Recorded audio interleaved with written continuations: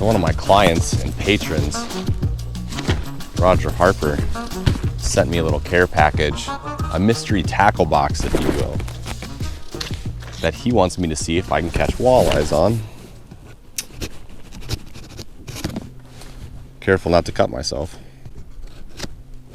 Wouldn't that be a tragic way to end this video? Knives are sharp. Open. Ooh, oh my goodness. Just aisles and aisles and aisles of fishing equipment. We're loaded in here. We don't know what to pick.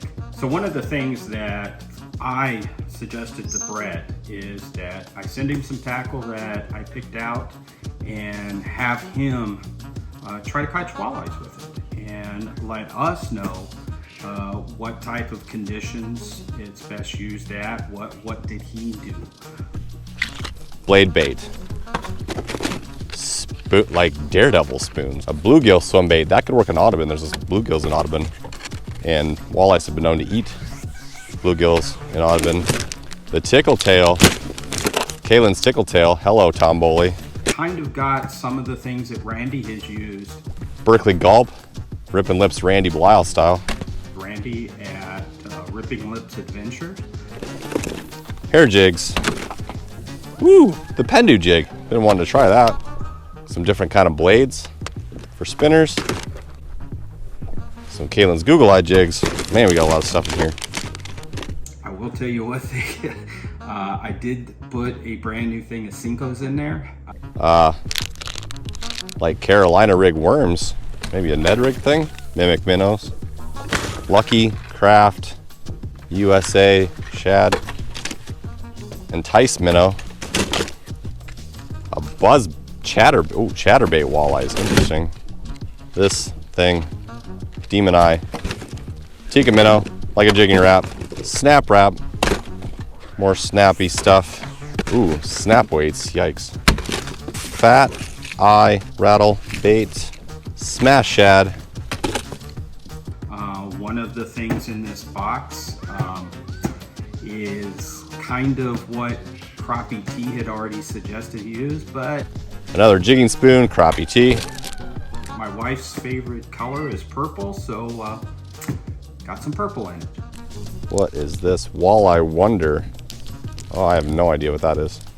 And I've seen this stuff before in the bins and wondered, you know, can we really catch decent fish with this stuff? Butterfly. You know, that's the challenge to Brett. Another fat eye rattle bait. Holy cow, it's kind of a mess. Well, the walleyes are not cooperating very well, but when the time comes, I will try to put some of that stuff to use. If you want to participate in this way, if you want to do some kind of mystery tackle box or any other video ideas, you can go sign up on Patreon as well to support the channel. I do recommend you to be a Patreon supporter of Brett and his channel. Or you could also sign up for the Fisher Person Insider exclusive fishing reports to get more frequent, more in-depth fishing information about Lake Sakakawea and maybe the surrounding area. I'll try to catch some fish on that in the rest of this video, but it will not be in the same day. I'm asking Brett to take this box and kind of give us some ideas on how to fish these specifically for walleye. To be continued. Well, what is up, fisher people? I am back trying to complete that mystery tackle box challenge from Mr. Roger Harper, and it is not a good day. It is terrible. It's crappy. Huge cold front. It's raining all day. It's like 2:30 right now. Rain finally stopped, but it's 45 degrees. I'm gonna see what I can do with that. But first things first, he sent me a lot of stuff, and some of the stuff can be categorized into a number of different things. I'm gonna try to use what I call like the spring jigging collection of what he's got. So that basically would entail some of the paddle tails, swim baits he sent me, some of the jigs that he sent me. But one thing that I noticed is a lot of the stuff that he sent was 1/4 ounce stuff, which can work great but 1/8 ounce was working a lot better and typically does early in the season. And now that we have this cold front, we're really gonna wanna slow it down. Maybe even a 1/16 ounce would be ideal, but I'm gonna make a compromise. So one of the things he sent me was hair jigs. I do have my own 1/8 ounce hair jig that I played around with a little bit. Not seriously enough to make it work. So I'm gonna start with that as the first step into this thing and see where it goes. I got some paddle tail stuff that he sent me that I do think I can use if I can find my own jig for it. And there's one other thing that I might try today that could be an interesting little deal that I think could work. So like I said, the rest of the stuff that he's got, there's a lot of crankbait stuff. There's a lot of like what I would call trolling stuff, rigging trolling stuff, different spinners, Lindy rig stuff. There's some snap weight stuff for deep trolling crankbaits. And then there's kind of like a grab bag sort of thing of just pretty different, unique things. So I'm either gonna go with the spring collection today, maybe take a couple of things out of that grab bag and see if I can catch some walleyes with that. I might start with the jig and a minnow just to see where the fish are, see if the fish will bite, then try the hair jig and see where it progresses from there. Hopefully the fish aren't in too much of a mood today. Like I said, this is not an ideal setup, but we're gonna give it a shot.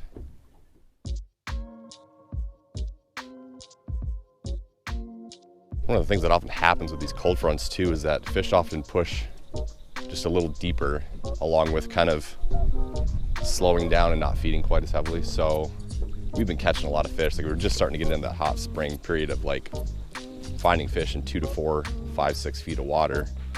Still some in 8 to 10. I imagine there's gonna be more of them in the 8 to 10 now today, and vertically jigging might be kind of a thing too. We're just gonna have to kind of suss it out. But that was kind of where we were, and we'll see where we are today. And I do have my buddy Kent Yancey, Big Muddy Guide Services, out here with his group today. They actually fished through the rain because they're tougher than I am, and he said that it's definitely been slower today than it was yesterday, and it really started to slow down here mid-afternoon as soon as I got out. So that makes a lot of sense. So I don't know what we're gonna find here. The hair jig that I'm using is a white on white hair, white jig. White tends to be a great color. On a dark day, sometimes darker colors can make more sense. I got a black hair jig that I can switch to. I'm gonna try the hair jig first. If I can't get a bite to go on the hair jig, I might switch over, like I said, to just a plain minnow jig, which isn't part of the challenge, but it would at least give me an idea if there's some fish that are willing to bite, and that's good information. So my first fish, should I be lucky enough to catch one, may or may not be on the hair jig. If I get a fish on the hair jig, I'm gonna switch right away to, he's got some like purple and green Salmo slick shads, I think they are. That's gonna be my next try. They're a nice, not too big, nice little slender. You know, shad bait's usually a thicker bait. These are kind of a nice slender profile. I kind of like that. And they're not super bulky. I think I can use them with an 1/8 ounce jig and everything. And they're not gonna be overwhelming for maybe a smaller walleye that might take a peek at them and try to eat them. Wet hair. A wet dog. Hooked up on the hair jig and it's a walleye. It is a walleye hair jig.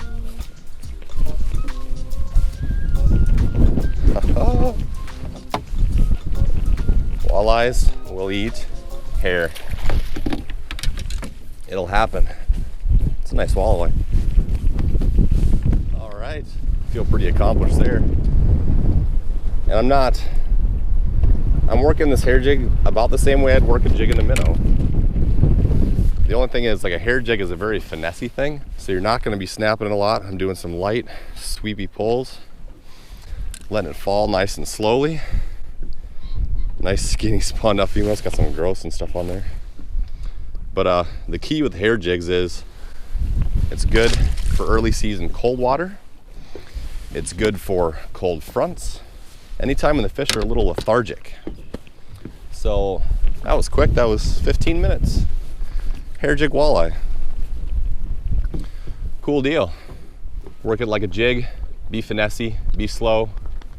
Cold cold water situations, fickle fish situations. Hair jig, black one on a dark day. Let's put that paddle tail on, huh?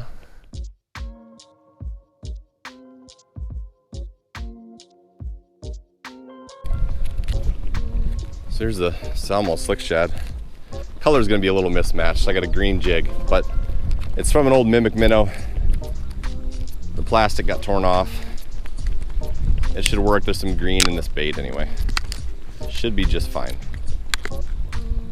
Bait almost looks a little small for this jig though. I don't know. Yeah, that should work. It's a little overpowering. I'll try it. If not, I'll see if I got a different one in there. Yeah, you just basically you want to line it up here, figure out where that point's going to come out, and then thread your hook to that point. We'll see how good I can do with this.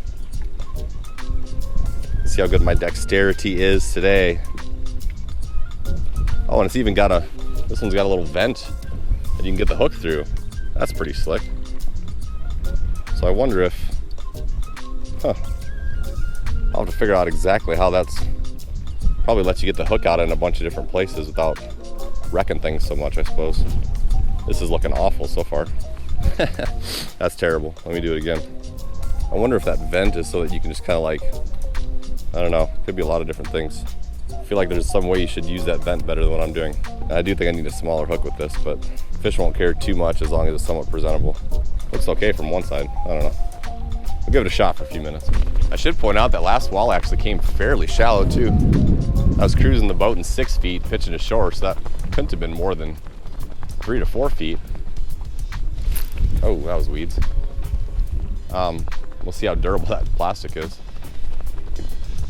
And the purple, like the black, should be pretty good on this dark day if the plastic thing works. And you can also note I'm using my Crappie T Mojo Bass gift rod from Crappie T. So it's like it's an all-around gift day. I'm fishing with none of my own stuff today. That's kind of fun. You guys are great. This is good. This is good. Now I just got to catch a fish on it. This is a 1/4 ouncer. So I couldn't find that. I got to dig and see if I can find an 1/8 ouncer in there. But if we get one on the 1/4, that might tell us something too, that maybe it's not that big a deal. It feels too heavy though. It feels too darty. I don't like it. I might have to dig. It's just too much, I think. Especially if that hair jig is going to get a bite. That walleye did thump it though on the way down. So I did the old, pop stroke, hold, let it fall. As it was falling, dunk. Classic, love it. Brilliant, beautiful stuff. I gotta find something lighter for this, I'm afraid. So I did find an 1/8 ouncer. That looks a lot better. I like that. I am gonna kind of stretching it out a little bit, loosen it up, just make it a little more soft, supple in the water to hopefully help entice a finicky biter. When you're using these soft, light, finessey things, on a windy day, it becomes all that more important to cast downwind as much as you can. You get a longer cast, you can feel things better, you keep your lines straighter and tighter. Cast downwind, people, cast downwind. Set upwind, cast downwind. You can't cast into the wind with this, and sideways, you're just not gonna feel stuff. And also, when you start pulling it, like if you get the big bow in your line, every time you give it a pull and that line gets blown, the line getting blown pushes the jig even further. So you think you're moving it a foot and it's moving 3 or 4 or 5 feet. So it just becomes way too much, and then it becomes a big, you're not doing that, but that's what the bait's doing. You don't want the bait to do that much. You want it to move about a foot or 2 right now and float down. I might have to get back on the move. I think these fish are gonna be scattered. I've been sitting in the same spot I caught that last walleye, so probably gonna wanna move a little bit to find the active ones instead of sitting in one spot.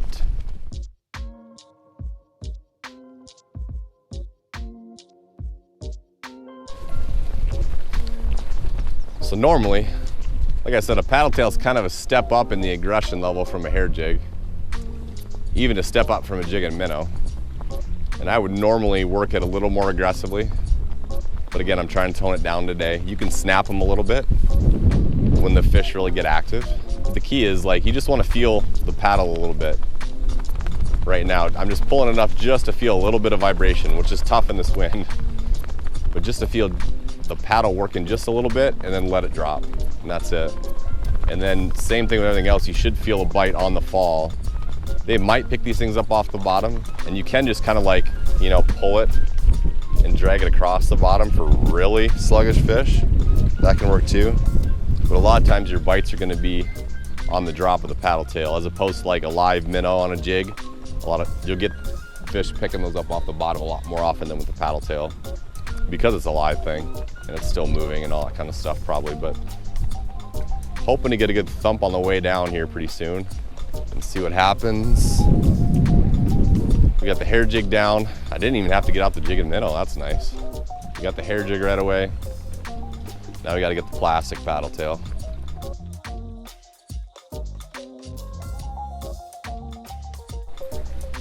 Well, I'm not having any luck with that slick shad. And this would be a day where I'd prefer a jig and a minnow over a paddle tail.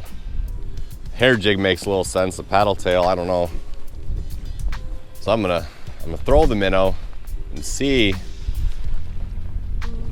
I'm actually on a fish that'll bite. At least get something to go.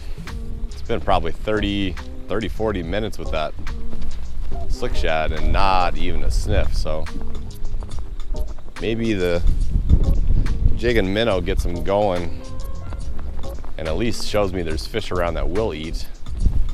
And maybe if I just really keep hammering that paddle tail and force feed them, I could eventually get one. But it's not a day that I would normally go with that. Today would definitely be a slow jig and minnow day or a slip bobber day, really. That's a weed. Weeds are starting to grow up in here a little bit. Huh. Lots of obstacles down there for my minnow. Even vertical jigging today in like 8-10 feet might be a good idea, which isn't a bad idea to do most days anyway. Once you work it back into the boat, just vertically jig it the rest of the way for a few pops in case the fish followed it in or in case there's fish right under the boat. I could definitely see a few fish going for the vertical today.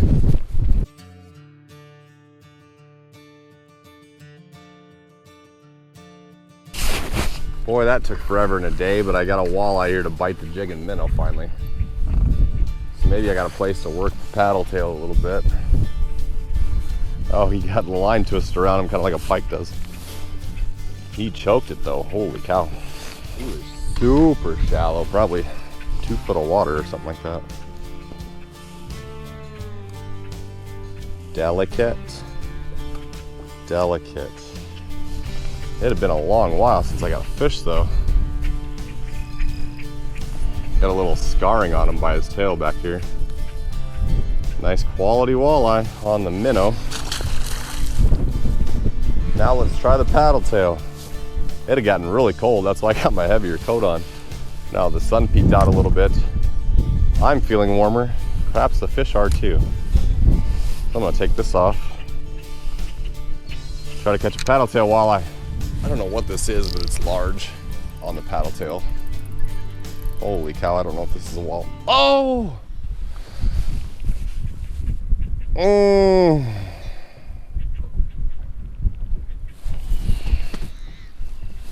That fish was doing whatever it wanted.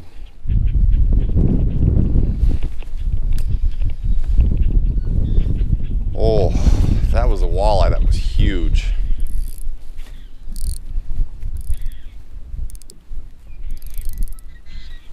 Could have been a beast pike. Oh my gosh, that thing was just, oh, what a freight train. I mean, it wasn't running that hard, but it was just in total control. Oh, well, something big took the slick shad. If that was a walleye, that was pushing 10 pounds. If that's what it was. I suspect it was probably a big pike. Hit it right under the boat too in 3-4 foot of water. Oh goodness. I at least wanted to see that fish. I thought I had pulled into a snag and I got a weird hook set, and then I kind of double popped it.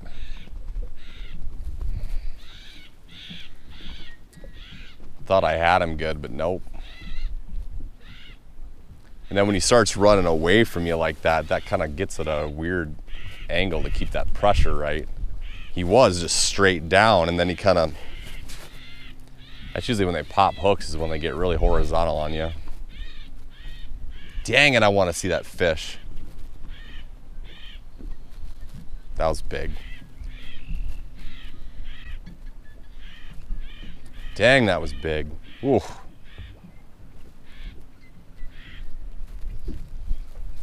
Keep fishing.